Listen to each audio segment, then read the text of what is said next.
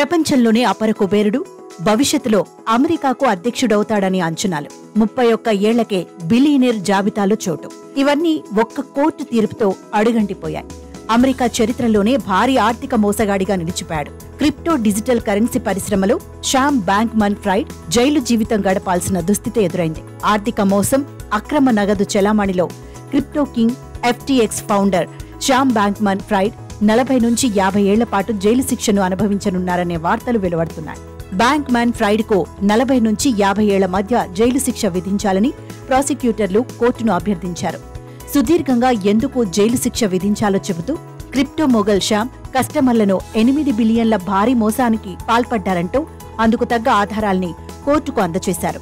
మరోవైపు తప్పు చేశానని ఒప్పుకుంటూనే తానెవరిని మోసం చేయలేదన్న శామ్ బాంక్మన్ ఫ్రైడ్ ను కఠినంగా శిక్షించాలని ప్రభుత్వం తరపున వాదించే ప్రాసిక్యూటర్లు న్యాయస్థానానికి విన్నవించారు. గత ఏడాది నవంబర్లో FTX లో జరిగిన మోసాలపై అమెరికా న్యాయస్థానం ఫ్రైడ్ ను దోషిగా పరిగణలోకి తీసుకుంది.